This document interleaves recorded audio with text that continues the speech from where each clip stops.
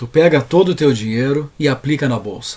Aquele dinheiro, aquele capital suado que tu conquistaste com o teu trabalho e tal, e aplicou na bolsa. Agora tu é um investidor. Só que de repente, cara, do nada, a bolsa quebra e tu perde todo o teu dinheiro, ou quase todo ele. Isso aconteceu, acredita, cara, isso aconteceu, e eu vou te dizer quando e como. O tema de hoje do vídeo é a crise de 1929 e o crash da Bolsa de Nova York. Meu nome é Gilberto Oxley, cientista político, conteúdo em Drops para o seu cérebro.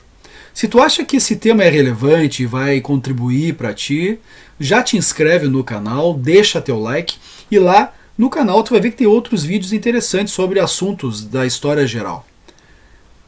Durante a Primeira Guerra Mundial, que aconteceu lá em 1914 a 1918, os Estados Unidos eles entraram no conflito apenas em 1917. Ou seja, até 1917, os americanos estavam só como financiadores, vamos dizer assim, dos países da Tríplice Entente, que era o Reino Unido, França e Rússia. Esses caras, sim, estavam lutando lá desde o início contra a Alemanha e o Império Austro-Húngaro.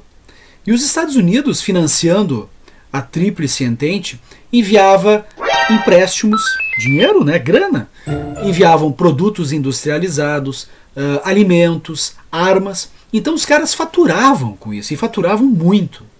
Já com o término da Primeira Guerra Mundial, coube aos Estados Unidos ser o país que iria fazer a reestruturação da Europa e, consequentemente, ia lucrar também, ia ganhar muita grana.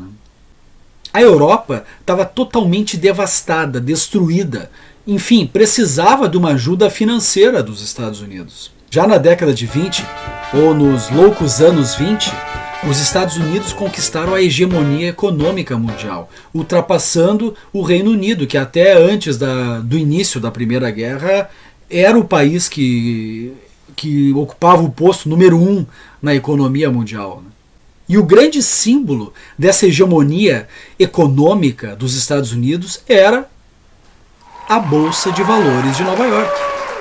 Como eu falei, a economia americana era a que mais crescia nessa época. E toda a sua produção, ou uma superprodução, era voltada principalmente para o mercado interno, já que a Europa estava devastada e recém iniciando a sua reestruturação.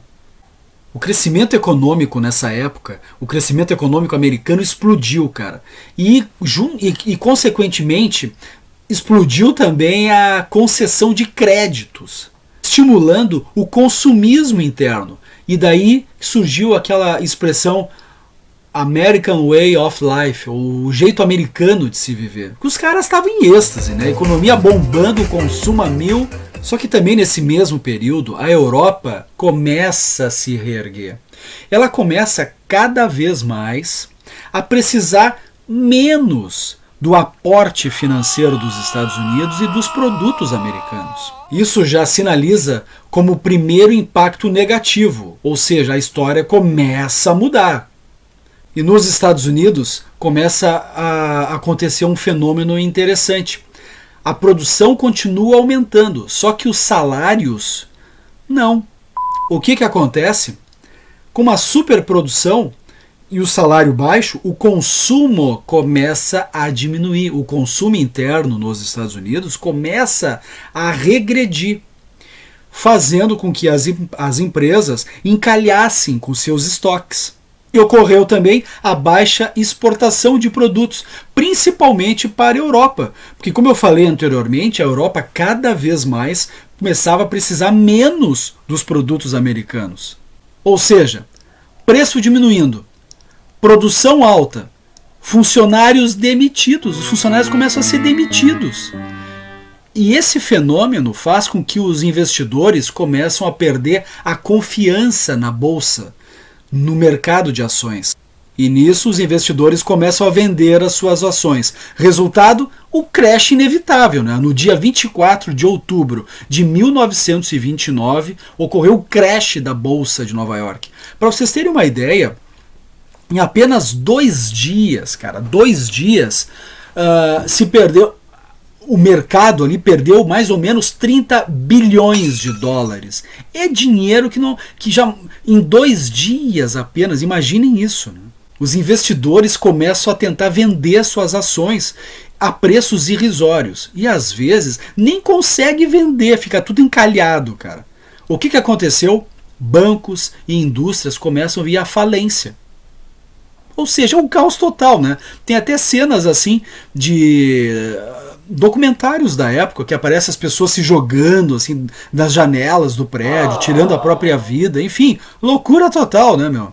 Países que faziam negócios com os Estados Unidos também foram afetados, principalmente economias capitalistas desenvolvidas como Canadá, Reino Unido, França, Itália, Alemanha, também foram duramente atingidas por essa grande depressão.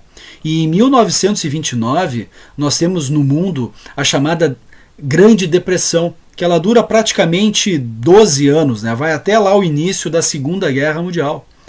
Só que em 1932 tivemos um fato marcante, a eleição do Franklin Delano Roosevelt.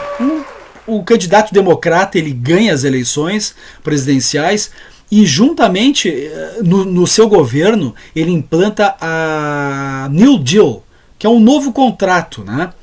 E as características principais do New Deal foram principalmente que o Estado começa a intervir na economia. Ele começa a regulamentar a produção industrial e agrícola no país. O Brasil também não ficou de fora de toda essa crise econômica que assolou o mundo. Em 1930, no governo de Getúlio Vargas, o nosso café, que era o grande produto exportador, vamos dizer assim, brasileiro, né? E o único. O café era o único produto que o Brasil exportava. E o grande comprador, o grande mercado do Brasil para o café brasileiro era os Estados Unidos. Só que de uma hora para outra os caras começaram a parar ou diminuir drasticamente a compra. O que aconteceu? Grandes estoques do café brasileiro começaram a apodrecer nos armazéns aqui no Brasil. E Getulinho, uma medida drástica, em 1930 manda queimar as sacas de café excedentes. Isso foi um fato bem marcante na história do país. O filme que relata bem toda essa tensão que o mundo passou durante a década de 20, 30, enfim, é um filme do Charles Chaplin, Tempos Modernos. Vale a pena conferir, porque é uma obra de arte. É incrível e nos traduz, nos traz muita informação sobre tudo que se passou durante essa grande depressão. Pessoal, era isso. O que eu trouxe aqui para vocês foi um rápido resumo sobre este período conturbado da história mundial. E se quiser saber mais, você vai ter que ler, não tem jeito. Vai ter que ir atrás, pegar livros, enfim, tem bastante literatura sobre esse tema. Espero que você tenha gostado, ok? Tchau!